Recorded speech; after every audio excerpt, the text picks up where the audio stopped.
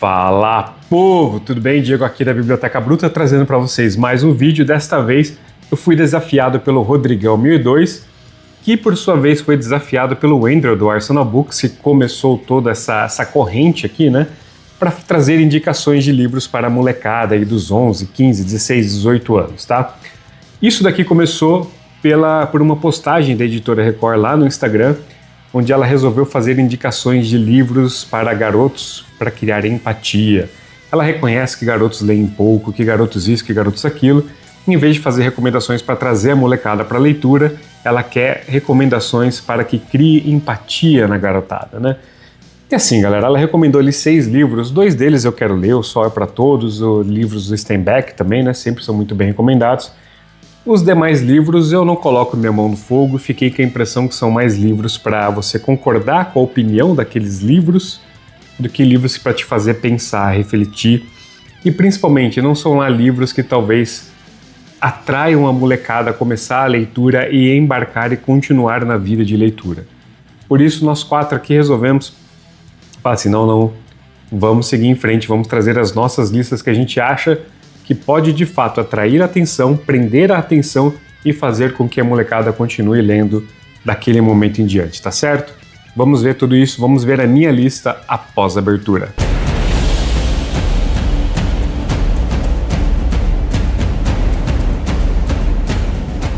Galera, como sempre, já curta, comenta, compartilha, me segue aqui e no Instagram, @bibliotecabruta. Siga também os canais parceiros, o Wendel do Arsenal Books, o Reives Lorenzoni e o Rodrigão 1002. Links aí na descrição. Também na descrição você vai ter link para o meu grupo lá no WhatsApp. Somos mais de 200 pessoas conversando diariamente sobre livros. E também aí na descrição você encontra link direto para a Amazon e para os livros aqui recomendados, tá certo? Se você comprar pelo link, você ajuda muito o canal. Vamos em busca de um editor. Dados os recados, bora pro vídeo. Galera, e deixando bem claro, né? Os meus livros aqui, as minhas recomendações vai focar a molecada ali mais de 14, 15 anos para cima, tá? Tem muita violência, tem muita guerra, tem muita brutalidade, mas é coisa que a molecada acaba lendo, seja vendo filmes, séries, lendo mangás e tudo mais, eles têm contato com tudo isso, tá? Então não é nada chocante, horrorizante, nem nada nesse sentido. Então fica aí a recomendação. E de novo, a Record pode fazer o que ela quiser, você pode achar aquelas recomendações muito boas, mas isso aqui é a minha visão do que eu acho que vai agradar melhor a molecada aí nesse período de idade em que, estatisticamente falando, os meninos, os garotos se afastam da literatura. Para isso eu deixo até a recomendação aqui do meu vídeo sobre homens e literatura, onde eu vou mostrar isso, né? Até mais ou menos ali 10, 11 anos, meninos e garotas leem quase na mesma proporção. Depois disso, a mulherada dispara de forma muito grande e isso reflete na vida adulta, né? Porque a molecada se afasta, depois alguns tentam voltar lá nos 20, 30 anos e descobrem um mercado que não tem lá muita coisa para eles, né?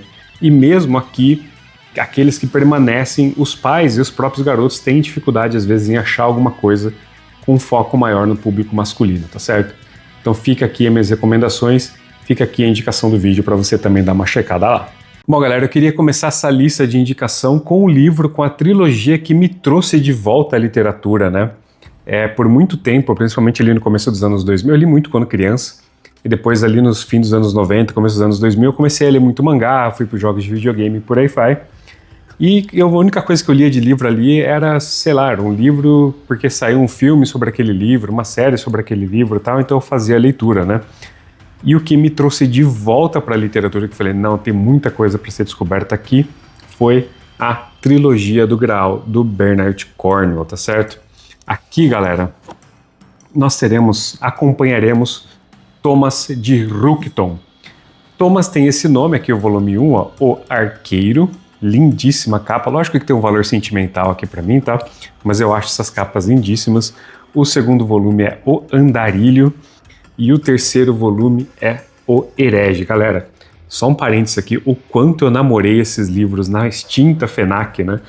Porque eu andava, sei lá, 15, 16, 18 anos atrás, na FENAC do Shopping Dom Pedro, em Campinas, a gente sempre passava lá para ver coisas de tecnologia, mas tinha uma livraria gigante lá no meio, né? E essas capas aqui, elas estavam em destaque algum dia, elas me chamaram a atenção, essas capas, esses nomes. Quantas vezes eu não peguei esses livros aqui para ficar folheando, para ficar lendo do começo, até o momento que finalmente eu peguei os livros, né? E aí foi uma jornada sem volta para mim. Bom, voltando, aqui nós vamos acompanhar então Thomas de Houghton. Thomas de Houghton, galera, ele tem exatamente 18 anos e ele tem esse nome porque ele mora na cidade de Houghton, uma cidade costeira na Inglaterra. Até que essa cidade é atacada por algum vilão misterioso, o cara ali que está liderando tem o apelido de Arlequim, e no meio desse ataque muita gente morre na vila, incluindo o pai dele, que morre nos braços dele, né? E ele resolve, ele promete pro pai dele que ele vai atrás desse cara e ele vai se vingar. E por que a vila dele foi atacada? Porque supostamente a vila dele guardava a lança de São Jorge. E esses caras voltaram pelo mar, né, fugiram para a França. Para então, atrás deles, o melhor caminho vai ser ele pegar o seu arco, se juntar ao exército inglês e ir para a guerra, e ir para o meio da Guerra dos 100 Anos, né, galera? Então nós estamos falando aqui de século XIV, 1300 e pouquinho, tá? Então o Thomas de Houghton vai se juntar ao exército inglês, vai participar de dezenas de batalhas reais e importantíssimas durante essa Guerra de 100 Anos, como a Batalha de Crest e tantas outras, tá? Ou batalhas que os ingleses, galera, passaram sufoco, porque eles estavam ali em menor número na grande maioria das vezes, e o Bernard Cornwell aqui vai conseguir te fazer ter uma apreciação gigantesca, um reconhecimento de valor gigantesco pelo arqueiro inglês. Ele vai até fazer comparações aqui algumas vezes entre os arcos longos ingleses, né? Os ingleses eles não usavam arcos tradicionais, os arcos deles eram enormes, eram longos, eram para grande distância, enquanto que os franceses geralmente usavam ou arco comum ou bestas, né? E muitas vezes os franceses eles contratavam genoveses que traziam essas bestas também, né? Eles eram mais especialistas. A besta era uma arma muito eficaz e qualquer um podia usar ela, né? Você armava, apontava e atirava, não tinha muita técnica, muito segredo. Só que ela era difícil de armar, então em diversas vezes no livro aqui ele vai mostrar que enquanto os genoveses, os franceses, com as bestas disparavam uma flecha, os arqueiros com o arco longo inglês já tinham mandado 3, 5 no ar, entendeu? E o arco inglês aqui vai ajudar os ingleses a conquistar diversas batalhas que de outro modo estariam perdidos. Além disso, para quem é como eu, nerdola, né, cresce com os RPGs, com os mangás, com várias coisas, retratando o arqueiro sempre como aquela figura esguia, ágil, magra e tudo mais, aqui não, o Bernard Cornwell vai te falar, cara, para uma pessoa ser arqueiro, ele tem que ter um braço muito, muito forte, ele tem que ser muito forte para aguentar tensionar o arco, para manter esse arco tensionado quando é necessário, para apontar esse arco para o lugar certo, para soltar e fazer isso dezenas e dezenas e dezenas de vezes. Você teria uma força para fazer isso, diferentemente da besta, né? A besta ela tem uma força para você puxar, mas depois para você disparar ela é muito mais simples. Então a partir daqui, sempre que eu fiz algum personagem arqueiro em algum videogame, eu faço ele brutão, eu faço ele muito forte. Essa história aqui para mim é sensacional. Então nós vamos ver então o Thomas de Houghton indo para a França, lutar a Guerra dos 100 Anos e também indo atrás do Arlequim, tá? Já aqui no segundo volume, que é o Andarilho, eu adoro esse nome aqui, o Andarilho, o Thomas ele vai se desvencilhar um pouquinho do exército, porque ele vai começar a descobrir algumas pistas, e como o nome diz, ele vai começar a andar pela Europa, tá? Ele vai para a Escócia, volta para a França, vai para outros lugares, atrás de pistas sobre a família dele e sobre a vila dele, né? Porque como algo tão importante como a espada de São Jorge estava numa vilazinha dele, o que a família dele tem a ver com isso, né? E ele vai começar a descobrir alguns segredos muito importantes sobre si mesmo, sobre sua família. Já no terceiro volume aqui, o Herege, o Thomas ele vai juntar um grupo, ele vai conseguir conquistar um pequeno forte lá na França, e a partir desse forte ele vai começar a fazer diversas missões para finalmente enfrentar aí o Arlequim e tentar botar a mão no Santo Graal, tá? Mas tem diversos outros personagens atrás desse Graal, gente mesmo inglesa que pode ficar no caminho dele e tudo mais. Galera, baita porta de entrada, cenas de batalha sensacionais. Eu não esqueço do Bernard Cornwell nos fazendo acompanhar o Thomas de Houghton, colocar um arco, uma flecha no arco, e a gente acompanhar essa flecha tracejando o campo de batalha até atingir o inimigo. É sensacional, ninguém descreve batalhas melhores que o Bernard Cornwell, tá? Fica a recomendação. Depois dessa trilogia aqui, temos um spin-off que se chama 1356, também é com o Thomas de Houghton, se passa aqui 10 ou 20 anos depois, tá? E aqui o outro item sagrado da cristandade vai entrar aí na busca nos olhos de Thomas de Houghton, né? ele vai ser convocado para ir atrás da espada de São Pedro, tá certo? Que novamente os franceses estão tentando botar as mãos dela. Então fica a recomendação de qualquer coisa do Bernard Cornwell, seja a trilogia do Arthur, trilogia do Grau, as Crônicas Saxônicas, os livros soltos dele, né? Azincourt, Waterloo, Tolos Imortais, Stonehenge, qualquer coisa do Bernard Cornwell está amplamente disponível online, está amplamente disponível nas livrarias e também em sebos. Fica a primeira recomendação, a trilogia do Grau é sensacional. Bom, galera, minha próxima recomendação, nós saímos aqui da ficção histórica da Idade Média e vamos para o futuro, pois estou falando do grandíssimo Isaac Asimov e sua obra As Cavernas de Aço. Puta que pariu como essa capa bonita. Aliás, deixa eu mostrar tudo, tá? Galera, ó, primeiro, vamos lá. Tô empolgado. Este primeiro livro aqui é um caso resolvido, tá? Você precisa ir para os demais? Não, cada livro é um caso. O segundo volume é aqui O Sol Desvelado. O terceiro volume é Os Robôs da Alvorada. E o terceiro volume é Robôs e Império. Isso daqui até demorou bastante para sair aqui no Brasil, tá? Do que nós estamos se tratando aqui, galera? Aqui nós vamos ter uma investigação policial. Nós estamos num futuro muito grande, a humanidade já começou a colonizar outros mundos, né?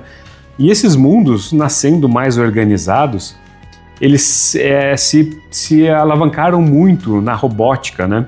E os robôs lá no espaço sideral, nessas outras colônias, já ajudam demais os seres humanos, já substituíram demais os humanos. Tanto é que essas colônias passaram a ser mais avançadas tecnologicamente do que a própria Terra. A Terra ainda lida com diversos problemas de superpopulação, de pobreza, de diferenças, desigualdades e tudo mais, tá?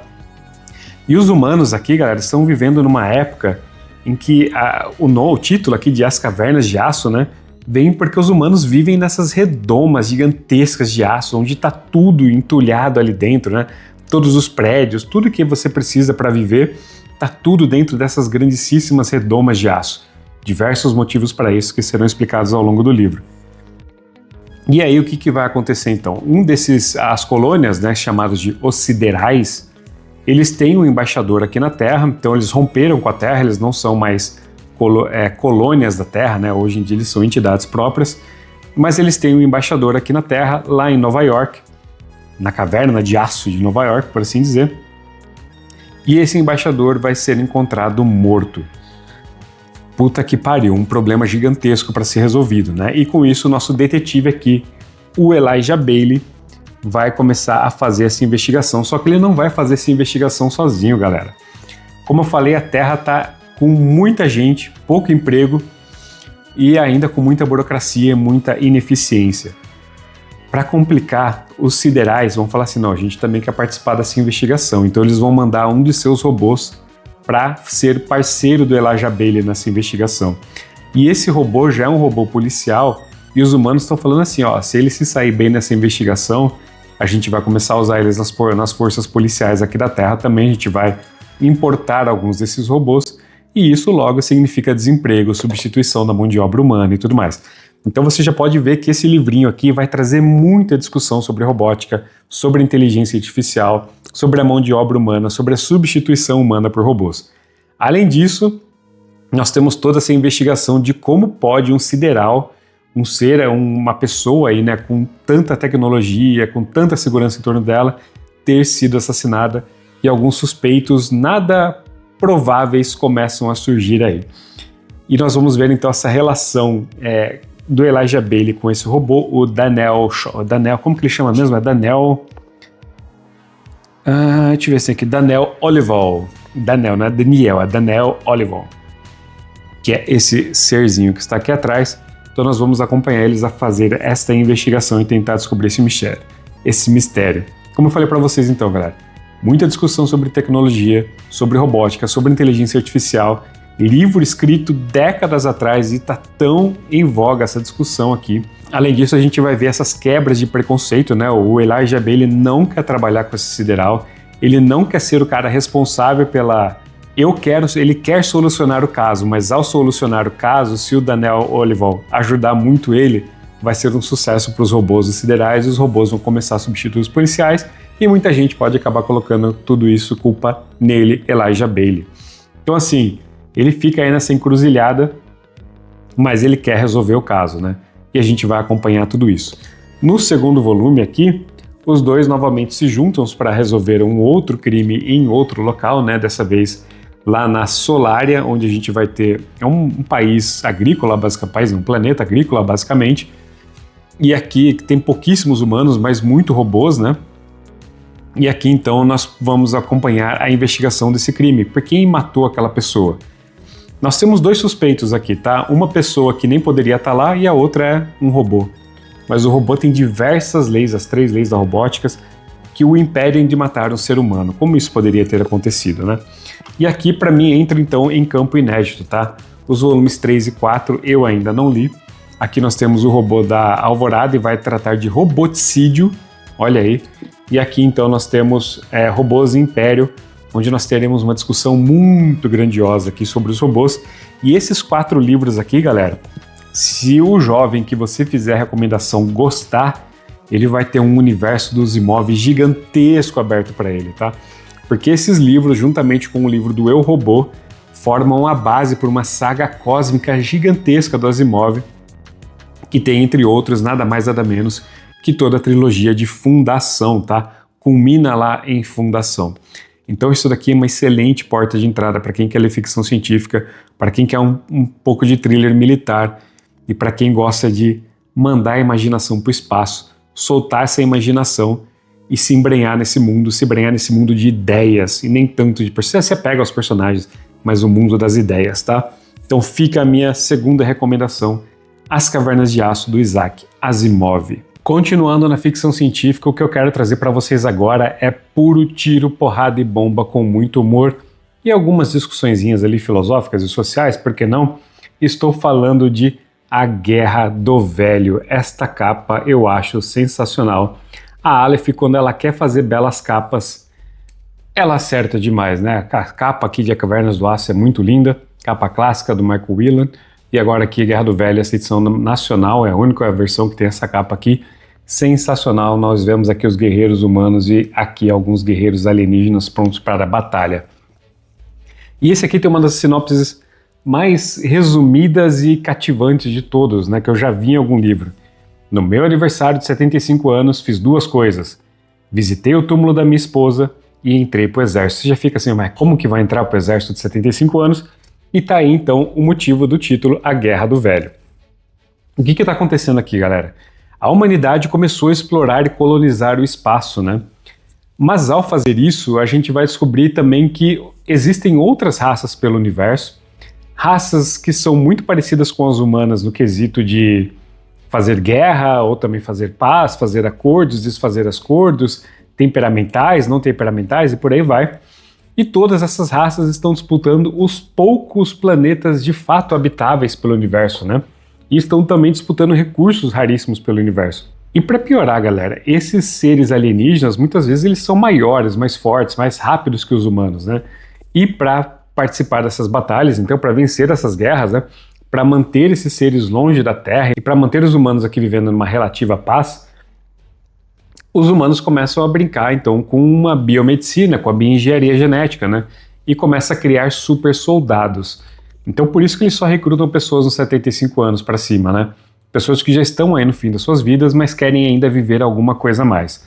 Essas pessoas então, ao entrarem para o exército, vão pegarem esses corpos que vocês podem ver aqui, ó, corpos verdes. Acho que tem um pôster aqui.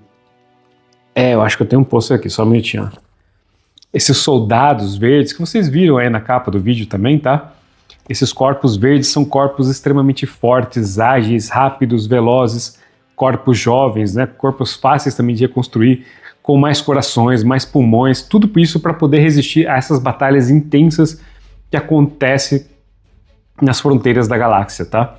Tudo isso por conta de recursos, tudo isso por conta de colônias e planetas habitáveis. E galera, como eu falei, é uma escrita extremamente ágil, um vira-página. Você já imagina, você tá lá com 75 anos, de repente você pega um corpo desse se sentindo jovem também, e você olha pro lado e tem um monte de velho que passou pela mesma experiência que você, né? O que será que não vai acontecer com esses velhos, com esses corpos jovens, né? E depois, enfim, eles finalmente conheceram a crueldade da guerra, né? Eles aprendendo a utilizar esse corpo, eles fazendo suas primeiras missões, os relacionamentos que vão surgindo ali e tudo mais, tá? Além disso, a ideia do John Scalzi aqui é extremamente criativa. Essa capa aqui com certeza vai atrair muito a molecada para ir comprar esse livro, para fazer essa leitura. Como eu falei, a escrita também é muito ágil, as ideias são muito boas, as cenas de batalha são bem construídas. Tiro, porrada e bomba. E se ele gostar, ele pode entrar nessa saga aqui que tem 6 livros disponíveis, tá, galera? Já está concluída, tá? O segundo livro aqui é As Brigadas Fantasmas, outra capa sensacional. O terceiro, todas as capas são sensacionais, tá? É aqui A Última Colônia. Isso aqui fecha uma trilogia. E depois tem uma segunda trilogia que começa aqui com O Conto de Zoe, também outra belíssima capa. Quinto volume é A Humanidade Dividida. E por fim, o sexto e último volume, O Fim de Todas as Coisas, tá? Eu ainda não li todos, mas como eu falei, a pessoa, se quiser, ela pode parar apenas no primeiro volume, tá, galera? Os volumes seguintes são expansões de universo, tanto é que alguns volumes nem vai tratar com o mesmo personagem, tá? Por exemplo, se ele seguir em frente lá em As Brigadas Fantasmas, ele vai perceber que esse exército humano é muito maior, tem outros tipos de soldados, tem soldados com outros formatos, tem soldados com outras missões. Ele vai descobrir que as pessoas com 75 anos só são recrutadas de países muito desenvolvidos, de países ricos, de países mais pobres ou em desenvolvimento. As pessoas são usadas para outros propósitos. Mas peraí, por que isso? E ele vai dar uma explicação por isso. Então a cada livro dentro dessa saga ele vai aprofundando mais alguns conceitos tecnológicos e científicos e mesmo morais, filosóficos dessa civilização humana que está aqui no futuro, né? Como ele também vai aprimorando os inimigos, as raças alienígenas, ele vai demonstrando mais tecnologias, ele vai se aprofundando. Então, quanto ao primeiro livro, eu posso dizer aqui que ele é muito mais sarcástico, cômico, mais focado na ação. Conforme os livros vão avançando, você vai ver na parte científica dando um pouquinho mais pesado. Ele nunca chega a ser um hard sci-fi, mas ele vai evoluindo ali de um soft sci-fi, um sci-fi levezinho, um conceito simples, sem ficar explicando muita coisa. Você vai chegando mais no meio dos próximos livros, ele já está ali um sci-fi mais mediano, né? Você tem já um pouquinho mais de contexto, um pouquinho mais de explicação para as coisas. Excelente, excelente porta de entrada. Então fica aí minha terceira recomendação, A Guerra do Velho, do John Scalzi. Tiro, porrada e bomba espacial. Bora pro próximo. Vamos entrar então nas fantasias. Quero trazer 3 fantasias para vocês. E como eu já falei do Bernard Cornwell, vou trazer aqui um autor que está em alta agora aqui no Brasil. Acabou de ter uma das suas principais obras relançadas e uma das suas obras mais novas acabou de ser anunciada também o lançamento. E é um autor que para mim se relaciona muito com a minha primeira indicação lá do Bernard Cornwell, tá? Estou falando de Joe Abercrombie e sua trilogia A Primeira Lei, que começa aqui com O Poder da Espada. O segundo volume é Antes da Forca e o terceiro volume é O Duelo dos Reis. Este daqui, galera, de tudo que eu recomendei até agora, é o único que tem resenha no canal, tá? Eu abri meu canal com resenha dessa trilogia aqui. Os demais todos eu li muito tempo antes de fazer este canal aqui para vocês, tá? Então aqui, galera, o que nós vamos falar? Nós temos uma fantasia, uma baixa fantasia, tá? Os elementos fantásticos aqui são muito pequenos, os elementos mágicos, etc. Eles são muito, não são superficiais, né? Mas eles são muito pontuais, ele é focado em poucos personagens, você não tem seres místicos, mitológicos, gigantescos, afrontando ninguém, nem nada desse tipo. Você não tem grandes usuários de magia, a não ser um dos personagens principais. Então ele é uma fantasia um pouco mais pé no chão. Uma fantasia que por muitas vezes até mesmo lê como uma ficção histórica lá numa era medieval, né? Então aqui nós teremos diversos pontos de vista, tá? Teremos aqui dos meus favoritos, né? O Danglokta. O Danglokta, galera, ele é um torturador, tá? E o Danglokta, ele é um exímio torturador porque ele foi muito torturado. Ele passou mais de 2 anos na mão do inimigo, o Império Gurkul, que fica ao sul do Império do Meio, que é o nosso principal império aqui, tá? Ele foi torturado de tal forma, galera, que ele não consegue mais andar, ele não consegue comer, ele tem o dente de cima, não tem o de baixo, ele tem o de baixo, não tem o de cima, não tem o de cima, mas tem o de baixo. Tudo que ele faz dói e os seus maiores inimigos são escadas. Assim. Ele não consegue comer, não consegue andar, não consegue dormir, não consegue subir escada, não consegue fazer nada. e por isso ele era um grandíssimo herói do Império, tá? E por isso ele tem essa raiva acumulada dentro dele, mas ele é um dos personagens mais, se não o mais inteligente aqui. Na minha resenha, se eu não me engano, até eu falo, ele lembra para mim muito o Kevin Spacey, lá em House of Cards, da Netflix, né? Ele quase quebra a quarta parede pra gente, ele explica muito dos conceitos das politicagens, do que está sendo verdadeiramente dito numa sala, numa reunião e tudo mais, tá? Então, assim, ele é um dos melhores personagens. Eu comecei não gostando muito dele, terminei o primeiro livro já querendo ver muito mais da história se passando com ele, tá? E a importância dele vai crescendo bastante. Outro personagem que eu gosto muito aqui é o Logan Nove Dedos, nosso tradicional guerreiro, que nós podemos dizer que mais bárbaro, que perde a mente e entra em estado de fúria. Muitas lendas em cima desse guerreiro, ele consegue construir um grupo ali muito forte de pessoas que todas elas ele derrotou em algum momento, então essas pessoas passaram a segui-lo, mas são também todos guerreiros muito habilidosos, e o livro já abre com ele, né, no meio de uma floresta, tendo que lidar aí com um certo ataque e se separando dos amigos dele, né.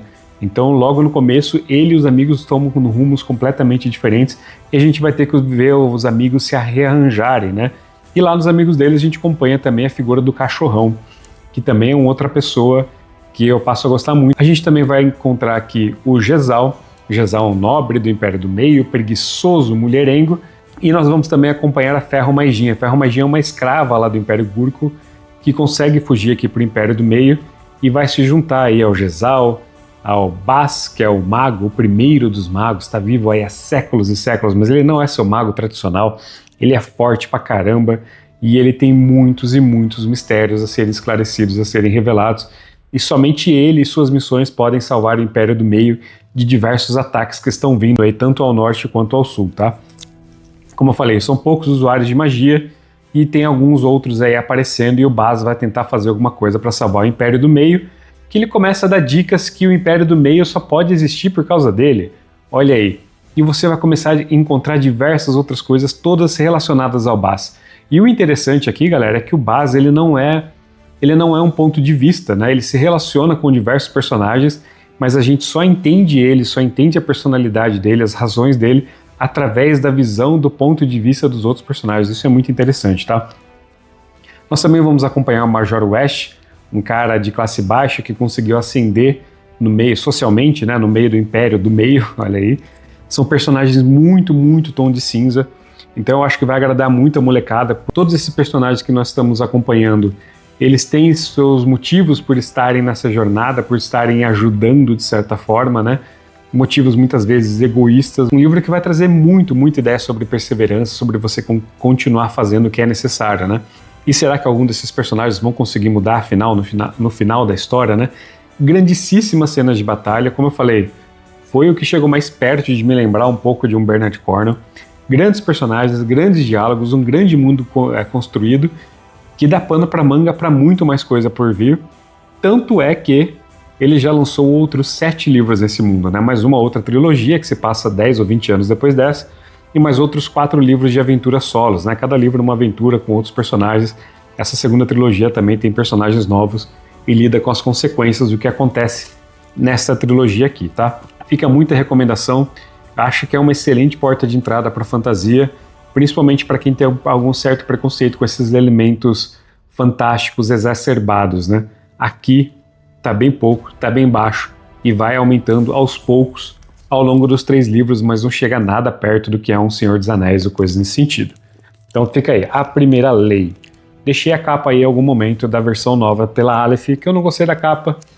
Como eu falei, a Aleph é 880 e ultimamente ela tem sido bem 8, tá? Bora pro próximo. Minha quinta indicação que eu quero trazer aqui pra molecada, eu acho que talvez é a que mais vai conseguir atrair a mente de jovens garotos, né?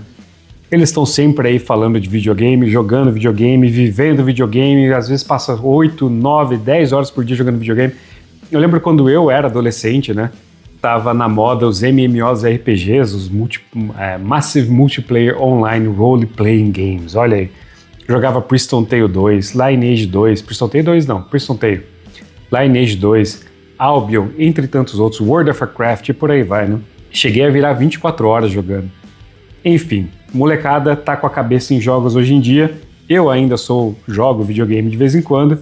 Estou falando então de Call, o Explorador de Masmorras, e o segundo livro, Call e o Cenário Apocalíptico. Galera, sobre o que é isso daqui? Nós estamos num futuro distópico onde a humanidade foi invadida, tudo que estava na superfície da Terra foi destruída, todo mundo que estava abaixo de um teto, né, seja num túnel, dentro de casa, dentro do carro, tudo foi amassado e essas pessoas morreram. Somente quem estava do lado de fora, com o céu sobre a cabeça, sobreviveu, né? E nosso personagem principal, o Carl, sobreviveu, foi um desses, e ele só sobrevive no meio da madrugada porque ele saiu, né, no meio dessa nevasca na madrugada, só de samba canção, de chinelo da namorada dele e tal, para resgatar a gatinha que subiu numa árvore. E galera, após esses alienígenas chegarem e fazerem tudo isso, eles falam assim, ó, vocês podem continuar tentando sobreviver aí na superfície terráquea, ou vocês podem entrar nesses portais que estão surgindo aí e participarem de um jogo intergaláctico que será televisionado para a galáxia inteira. As pessoas vão fazer apostas em vocês, as pessoas vão dar prêmios para vocês e vocês têm que tentar sobreviver 18 andares nessa masmorra, tá? Ninguém nunca passou da 14ª. E aí nós vamos ver então o Carl adentrando essa masmorra junto com a gata, porque a gata corre lá para dentro. A gata lá dentro, ela consegue ganhar inteligência, não vou dizer como. Então a gata ela passa a ser falante e dentro dessa masmorra tudo vira videogame, tá? Os personagens ganham, como eu falei aqui, status físicos, né? Status de força, status de resistência, status de velocidade, de resistência a envenenamentos e por aí vai. Passa a ganhar status de habilidade com espadas, habilidades com armas e tudo isso eles precisam ir treinando, né? Então quanto mais ele utilizar uma espada, mais sobe o status de habilidade com essa espada. Quando ele sobe de nível, então os personagens passam a ter level também, passam a ter nível, ele ganha pontos para distribuir nessas estatísticas, né? Eu vou aumentar a minha vida, vou aumentar a minha destreza, vou aumentar, sei lá, a minha força, vou aumentar qualquer coisa que ele quiser. Então ele começa a viver dentro de um jogo, de um MMORPG, televisionado para o mundo inteiro, mas um jogo real. As pessoas que morrerem aqui, de fato, morrem, tá, galera? Então ele não está num ambiente virtual, ele de fato adentrou um local físico, esse local físico está sendo transformado por esses alienígenas nessa grandíssima masmorra, e eles então têm que tentar, no meio desse labirinto, achar a escadaria que desce para o próximo nível. Eles não podem descer muito cedo, porque se eles descer muito cedo, os fãs podem achar que eles não estão querendo batalhar, então eles não ganham fãs, não ganham seguidores, tem um componente de rede social aqui também. Não tendo fãs, não tendo seguidores, eles não ganham presentes, não ganham muitas outras coisas que podem ajudar eles no campo de batalha. Eles demoram demais, ficam para trás, esse andar que eles estão em determinado momento é destruído e só quem conseguiu passar por debaixo permanece no jogo. Além desses monstros que eles vão encontrar lá dentro, né, e vão tentar sobreviver, tem diversos milhões de humanos adentraram essa masmorra, né? E muitas vezes os humanos serão piores do que os monstros, tá? Então hoje ele vai lidar em alguns momentos aqui com alguns seres humanos assim, como sempre, né, galera? Os humanos muitas vezes são os próprios monstros. E é muito bizarro a forma que esses alienígenas pegam para construir essa masmorra, né? Eles vão pegando características de coisas da Terra, né? Então ele fala que ele tá andando ali no meio e de repente ele vê um Burger King, mas parece meio coreano. Então assim, esses alienígenas foram pegando coisas da Terra, enfiando lá dentro dessa masmorra, foram utilizando animais da Terra, modificando eles geneticamente, jogando lá dentro dessa masmorra. Você tem também outros alienígenas, né, como fadas, goblins, também sendo jogados dentro dessa masmorra. E eles têm uma certa inteligência, mas eles estão lá meio que em escravidão, em servitude, né, tendo que lutar contra os humanos que adentraram a masmorra, e tudo isso vai se resolvendo. A relação dele com a gata é engraçadíssima. A gata tem o nome de Princesa Dunnet, e ela vai assumir essa personalidade de princesa, de rainha, de algo real, né? As soluções para eles matarem alguns chefões, que são sempre muito poderosos, alguns precisam de grupos para serem vencidos, né? Então ele vai ter que lidar com esse tipo de coisa também. Eu vou precisar me juntar com pessoas que eu não conheço para tentar passar por esse desafio. Então tudo isso é muito gamificação, é muito jogo de videogame aqui, e tudo isso valendo a vida, né? Ao fundo disso, ele começa a perceber que tem alguns problemas, tem alguns bugs acontecendo no meio dessa masmorra, né? Até a cada dia que passa, vem o locutor narrar assim, falando, ó, bugs não sei o que, X, Y, Z foram corrigidos, a arma tal foi nerfada de tal jeito.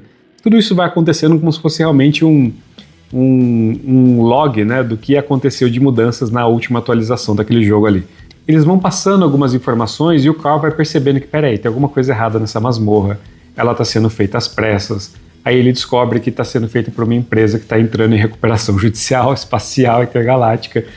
E ele vai começar a descobrir diversos outros mistérios, esses mistérios vão se aprofundando e dizem que do segundo para frente esses mistérios vão ficando cada vez maior, então o livro passa a ser só essa coisa de ação engraçada e vai virando também um mistério intergaláctico, político e tudo mais, tá? Então fica muita recomendação, uma série que está em andamento. A editora, quem que é mesmo? HarperCollins, lançou 2 livros de uma vez aqui em novembro do ano passado. Tá para sair o 8º livro lá nos Estados Unidos, então é uma série que vai ter 10 livros no final. Então dá para você encontrá-la já e você pegar essa série em andamento e ler com todo mundo, que é muito legal você ler junto com a galera, tá? Devo ler o 2º volume ainda esse ano aqui. Gostei demais, tem a resenha aí no canal. Ó, vão lá dar uma conferida e como eu falei, tem grandíssimas chances de agradar a molecada. Bom, galera, a última fantasia que eu quero trazer para vocês, mas não o último livro dessas recomendações aqui, não posso falar de fantasia sem falar de uma das bases da fantasia mundial, que é Conan, o Bárbaro, do Robert E. Howard. Opa, reflexo da janela ali. Tá aqui o volume 1, aqui nós temos o volume 2, eu tenho essas edições aqui do Pipoca e Nanquim, e aqui nós temos então o volume 3. Essas edições aqui hoje em dia estão esgotadas, tá, galera? Mas o próprio Pipoca e Nanquim já relançou elas em versão capa cartão. A Fantastic Hub está fazendo um projeto também lá no Catarse de relançamento de algumas das histórias. A editora Pandorga também já lançou a sua coletânea. Se você vai em sebo, você acha edições antigas, como por exemplo essas daqui da editora Conrad, tá? Tem também da editora Generale e por aí vai. Então, formas de você encontrar essas edições de Conan não faltam. Por que eu indico muito Conan? Pô, pelas capas aqui, você pode ver as capas das edições capa cartão também. Eu acho que atrai muito a molecada, você tem ação, você tem dinamismo, você tem um grande herói aqui pra gente acompanhar. O Conan, ele é esse personagem ao mesmo tempo muito forte, porradeiro, que resolve tudo no braço, tudo na espada, tudo no machado, mas ele também é um personagem com bastante inteligência, bastante astuta, tá? Apesar de ele ser aí um bárbaro, um cimério, que tem um deus que não liga pra ninguém, né? Kron não liga com nada, não se importa com nada, não olha pelos seus, ele quer que os seus apenas sejam fortes e progridam, e o Conan, ele é exatamente isso, tá?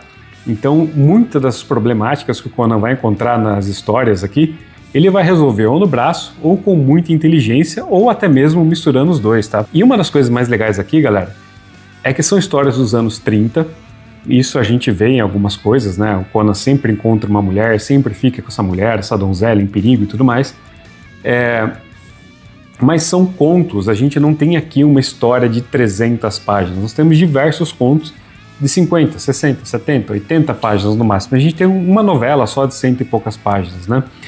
E por isso pode ser uma excelente porta de entrada para aquela pessoa que quer começar a ler, mas acha um desafio muito grande ler um livro de 300 páginas, um livro de 500, 600 páginas. Você dá isso daqui na mão dele, ele vai lidar com elementos de fantasia que às vezes grandiosos, às vezes não, né? Às vezes o Conan vai resolver tudo só na porrada mesmo. Além disso, vão ser histórias aqui compactas, né? O Robert E. Howard é muito habilidoso em trazer uma história com começo, meio e fim em 60 a 80 páginas. Essa história vai ter o Conan, a apresentação do Conan, vai ter a problemática que ele vai precisar enfrentar, vai ter belas e boas cenas de ação, vai ter um senso de exploração, vai ter um senso de conquista, vai ter um senso de algo sendo resolvido ao final. Falam mal de contos, né, galera? Deixam contos meio de lado. Ah, é muito pouca coisa, tal. Muito pelo contrário, o Robert E. Howard, ele era muito habilidoso de te dar um começo, um meio, fim, um clímax. Ele de condensar a história em tão poucas páginas aqui, mas te entregar exatamente o necessário para que aquela história seja memorável, né? E eu acho também que contos são uma excelente porta de entrada para muita gente. Então, além dos contos do Conan, fica aqui a recomendação para H.P. Lovecraft, para Edgar Allan Poe. Se vocês encontrarem essas outras coletâneas de contos aqui em sebos, ó, Crônicas de Espada e Feitiçaria, tem diversos livros de contos que tem o nome de George Martin aqui, que é bem fácil de encontrar, ó. tem diversos que você encontra em sebo. Este próprio livro aqui do George Martin, que tem resenha recente no canal aqui, O Cavaleiro dos Sete Reinos, é composto por 3 novelas, né, 3 historietas menores. Então isso pode ser uma excelente porta de entrada para muita gente, tá? Mas voltando pro Conan, galera, então nesses contos a gente vai ver o Conan sendo aquilo que ele precisa ser. Porque o Conan ele sempre é sobre sobreviver mais esse dia, viver mais um dia. Então se hoje ele precisa ser um pirata, ele vai ser um pirata. E nós veremos Conan sendo pirata por muito tempo. Nós veremos contos onde o Conan é simplesmente um mercenário.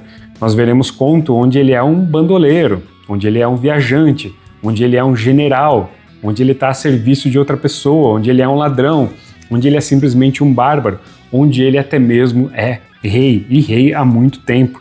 Então Conan, ele é aquela pessoa que ele vai fazer o necessário para sobreviver, ele vai se utilizar de sua habilidade, de suas mãos e de sua astúcia para sobreviver, para sair de situações. Como eu falei, às vezes ele simplesmente vai enfrentar outros humanos, às vezes ele vai enfrentar monstros, né, como gorilas gigantescos, estátuas enfeitiçadas, às vezes ele vai enfrentar magos, que é seu maior medo, né, o Conan tem um medo gigantesco de magia. Às vezes ele vai enfrentar seres fantásticos, às vezes ele vai enfrentar até mesmo algo mais sobrenatural, muito envolvido aí com o Cthulhu, tá? Então fica essa recomendação, galera. Isso daqui pode ser uma excelente porta de entrada para muita garotada na literatura. De novo, curtos, precisos, rápidos, impactantes, um personagem extremamente carismático. Então é uma excelente porta de entrada. E vou aproveitar deixa então, já que nós estamos falando aqui de Conan, e vamos falar então, por que não, do Conan moderno. Quem é o Conan moderno? Conan moderno é o Jack Reacher. Olha aí, galera, são mais de 30 livros lá fora. Aqui no Brasil chegaram apenas 11, infelizmente. Tem vídeo aqui no canal sobre todos os livros que chegaram aqui. E por que eu digo que ele é o Conan moderno? Ora, tanto Conan quanto Jack Reacher são andarilhos. Tanto Conan quanto Jack Reacher, eles são aquilo que eles precisam ser naquele momento. Falei, né? O Conan ele é mercenário, ele é pirata, ele é bandoleiro, ele é corsário, ele é rei. O Jack Reacher, às vezes ele é leão de chácara, às vezes ele é simplesmente um andarilho, às vezes ele trabalha para o governo, às vezes ele está resolvendo alguma coisa sozinho, às vezes ele está trabalhando como carpinteiro, enfim, o que ele precisar ser, ele vai ser. Ambos são personagens extremamente fortes, ambos são personagens que, ao contrário do que geralmente os tropos fazem, são personagens inteligentes, ambos em suas histórias vão encontrar problemáticas que às vezes eles vão resolver com seus próprios braços, com suas armas, né, espada ou com uma arma de fogo. Ambos são personagens que às vezes vão resolver os problemas com suas astúcias e com um pouco de investigação. Ambos são personagens que sempre encontram uma donzela e ficam com essa donzela a cada livro, tá? Então, para mim, Jack Reacher é o Conan moderno. E aqui, galera, nesse primeiro livro a gente vai ver o início de tudo, né? Que foi adaptado lá na Amazon Prime. A primeira temporada da Amazon Prime é exatamente esse livro aqui. E esse livro aqui é o piorzinho de todos, tá? Ele é escrito em primeira pessoa, todos os demais é em terceira pessoa, a qualidade aumenta demais. Vou passar aqui pelos demais, ó. Aqui o volume 2, Destino e Inferno, o melhor que eu já li e um dos mais difíceis de achar hoje em dia. Depois nós temos aqui também a Alerta Final, Caçadas Cegas, o próximo que eu vou ler, Miragem em Chamas, Serviço Secreto, Acerto de Contas, outro que eu já li. Eu já li 4 dos 11 livros aqui no Brasil, tá? Esse aqui eu li porque foi adaptado na terceira temporada da série. Depois nós temos aqui O Inimigo, Um Tiro, que virou filme lá com o Tom Cruise, Por Bem ou Por Mal e Sem Retorno, que também virou filme com o Tom Cruise e ele está aí na capa, tá? Então, galera, aqui nós vamos encontrar Jack Reacher. Ele era um policial da polícia do exército, então ele investigava criminosos altamente habilidosos com armas de fogo, né?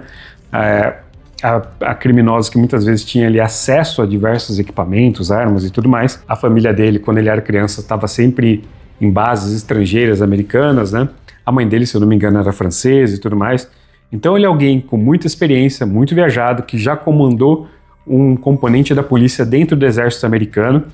E de repente, quando ele sai do exército, ele resolve simplesmente andar pelos Estados Unidos, né? A primeira parte aqui, ele estava dentro de um ônibus, ele carrega apenas o extremamente necessário, ele carrega uma pasta, uma escova de dente e por aí vai. E o ônibus, de repente, ele vê uma plaquinha ali indicando uma cidade que o irmão dele falava muito sobre essa cidade por causa de um cantor de jazz, né, de blues, quer dizer. E ele fala, vou descer aqui, vou conhecer essa cidade, e aí toda a problemática começa aqui no primeiro livro. É esse personagem sem rumo, andarilho, vai cobrir todos os Estados Unidos aqui em suas histórias. Leitura muito simples, leitura muito fácil, leitura muito ágil, vira páginas.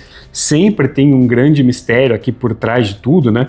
Nesse primeiro livro aqui a gente vai ver, a gente vai descobrir que o irmão dele apareceu nessa cidade e de repente sumiu. A gente vai ver que tem alguns certos mistérios ali com o pessoal mais rico dessa cidade também. E o Jack Reacher vai começar a se envolver com a polícia local para tentar resolver esse mistério, né? Inicialmente ele vai ser acusado como um assassino de um corpo que encontraram ali perto no momento que ele chegou na cidade. Já no segundo livro aqui, por exemplo, ele está ajudando uma mulher que está com um andador, né? Porque ela está ferida e ela não está conseguindo andar direito, ela tá saindo da lavanderia, ajudando essa mulher, de repente sequestram ele e a mulher. Ele fala, mas quem que tá me sequestrando? E daí ele vai perceber que na verdade sequestraram a mulher e acharam que ele era a segurança dela. Quem é essa mulher? Quem é essas pessoas que estão sequestrando? O que está acontecendo? Então todos os livros eles vão ter cada um a sua própria história, cada um os seus próprios mistérios e cada um o Jack Reacher tentando sair de mais uma enrascada e depois seguindo em frente. E fica muito essa recomendação. Tiro, porrada e bomba, vira páginas, leitura simples, leitura fácil, personagem cativante, carismático. O Jack Reacher se mete em situações de tirar o fôlego, parece não, são filmes de ação que você vai ter aqui em cada livro, tá? Eu não comentei, né, outra comparativa com o Conan, enquanto o Conan tem lá seu medo de magia gigantesco, o Jack Reacher tem um medo muito grande de armas brancas, de facas, facões e tudo mais, tá? E tem um motivo para isso também. Se a pessoa gosta do primeiro, ou qualquer um que você achar, tá? Pega qualquer um aqui e leia. Vai ter aí mais de 10 livros para se divertir, tá? Então é isso, galera. Essas são minhas recomendações. Ó, o sol já até baixou, deve estar até mais escuro aí para vocês na imagem, né? Repassando, ó, O Arqueiro, do Bernard Cornwell, As Cavernas de Aço, do Isaac Asimov, Guerra do Velho, de John Scalzi, O Poder da Espada, livro 1 da trilogia A Primeira Lei, de Joe Abercrombie. Aqui é o livro 1 da trilogia do Graal, tá? Cal, o Explorador de Masmorras, do Matt Dinman, Conan o Bárbaro, de Robert E. Howard, e Jack Reacher, de Lee Child. 7 livros com propostas diferentes, todos de vira-página, todos que eu acho que vai atrair a garotada, principalmente aí dos 14, 15 anos em diante, a ficar instigado a conhecer a literatura e, quem sabe, a partir daqui, continuar lendo essas séries e expandindo o seu universo, seus conhecimentos no mundo literário a partir daqui, tá? De novo, isso aqui trata-se tudo de uma brincadeira. A Record indica o que ela quiser, a gente pode concordar ou não concordar com a Record, eu não concordo com aquelas indicações, e aqui ficam as minhas, e eu deixo aqui esse desafio para mais 3 pessoas. Desafio também o Raves Lorenzoni, desafio também os gêmeos do Quarto dos Gêmeos, ambos eles aí são escritores, então estou interessado em ver o que eles vão indicar, e também desafio aqui o Sérgio Viana, que também é escritor, olha só, estou me esquecendo, e ele tem lá o canal Fronteiratura, tá certo? Espero que vocês tenham gostado. Curta, comenta, compartilha. Me segue aqui no Instagram, @Biblioteca Bruta. Até a próxima e valeu!